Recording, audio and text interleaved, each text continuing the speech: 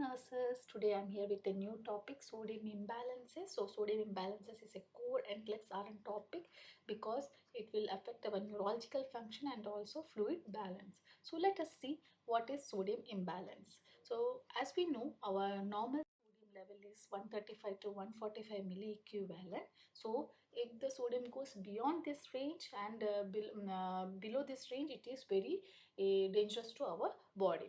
So let us see what will happen in hyponatremia, that is sodium level will be less than 135. So what will happen here? Too much water dilutes with sodium and water moves into the cells, which will lead to swelling, especially the brain.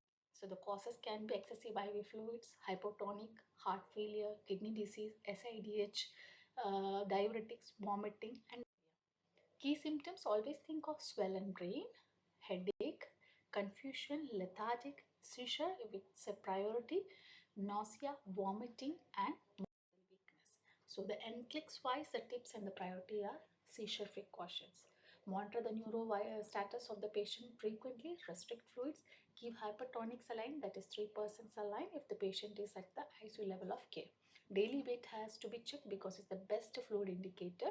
If sodium is very low, that is less than 120, expect the patient can have seizures or coma. Then come to hypernatremia. What is hypernatremia? High sodium, that is more than 145. What will happen here? Too little water or too much sodium. So the water moves out of cells and shrinkage will happen, which that is due to the brain dehydration.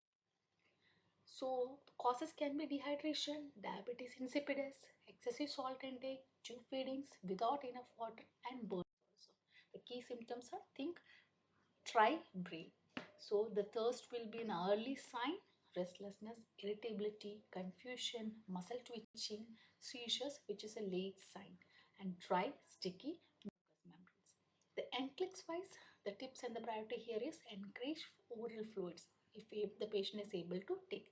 Give hypotonic salines, that is 0.45% normal saline.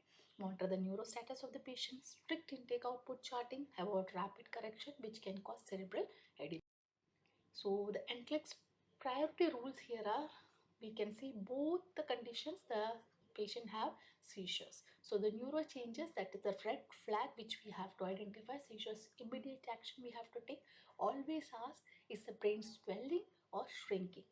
So the memory tricks here can be low sodium, low and slow. So brain swelling, it is sleepy brain. High sodium, high and dry, that is brain shrinking, which can make the patient irritable.